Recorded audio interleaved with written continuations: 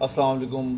دیکھیں، راشد بناس روڈ پر R J مال میں جو ایک سانحہ پیش آیا تھا جس میں 11 افراد جاں بحق، 22 سے زائد زخمی اور 50 سے زائد افراد کو ریسکیو کیا گیا تھا، جن کی حالت غیر تھی، لیکن ان کو طبی امداد دی گئی۔ اس کے بعد وہ اپنے گھر منتقل ہوئے، جس کے بعد آج فائر بریگیڈ حکام کی جانب سے جو ابتدائی رپورٹ ہے اسے باقاعدہ جاری کیا گیا ہے، جس کے اندر یہ لکھا ہوا ہے کہ آر جے مال میں public safety system, fire fighting کا سسٹم اور ایگزٹ گیٹس موجود نہیں تھے۔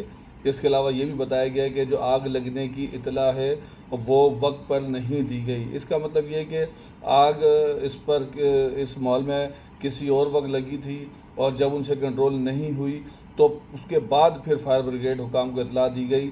یہ ایک شبہ ہے جو ذہن میں آتا ہے۔ اس کے علاوہ یہ بھی بتایا گیا کہ تقریباً ہر فلور پہ 65 کے قریب دکانیں اور جو دفاتر تھے وہ موجود تھے۔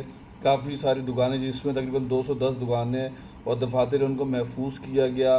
فوڈ کورٹ مکمل طور پر جل کر راکھ ہو گیا۔ فائر بریگیڈ حکام کا کہنا ہے کہ جب وہ موقع پر پہنچے تو تیسری اور چوتھی منزل برے طریقے سے جل رہے تھے، اور دھواں اتنا شدید تھا کہ آگ پر قابو پانے میں بہت زیادہ دشواری کا سامنا کرنا پڑ رہا تھا۔ فائر بریگیڈ حکام کی جانب سے جو یہ رپورٹ جاری کی گئی ہے، یہ بہت سنسنی خیز رپورٹ ہے کہ آپ ایک مال میں جہاں ہزاروں لوگ کام کرتے ہوں، 700 سے زائد دکانیں ہوں، وہاں پر نہ کوئی ایگزٹ ڈور ہے، نہ ایگزٹ وے ہے، نہ وہاں پر فائر فائٹنگ کا کوئی سسٹم ہے، نہ پبلک سیفٹی سسٹم ہے۔ فرض کریں اگر اس سے زیادہ لوگ موجود ہوتے ہیں، کیونکہ ایک اطلاع یہ بھی ہے کہ جس وقت یہ آگ لگی اور دھواں بھرا اس وقت کافی زیادہ لوگ اس پہ جو وہاں پر موجود تھے وہ سو رہے تھے یا پھر اندر دفاتر پہ اپنا کام کر رہے تھے، اور آگ نے جب مکمل طور پر مختلف حصوں کو لپیٹ میں لینا شروع کیا تو وہ بالکل پھنس کر رہ گئے تھے۔ بہت زیادہ بھگدڑ مچی، کئی لوگ سیڑھیوں سے گر کر بھی زخمی ہوئے، اور فائر فائٹنگ ٹیم نے 45 لوگوں کو تو دروازہ توڑ کر ریسکیو کیا ہے۔ اس کے اندر کے ایم سی کی فائر بریگیڈ، ریسکیو 1122 اور نیوی کے ایک فائر ٹینڈر نے حصہ لیا، اور اس رپورٹ کے بعد ریسکیو 1122 ہے ان کی بھی ایک انسیڈنٹ رپورٹ جاری ہوگی۔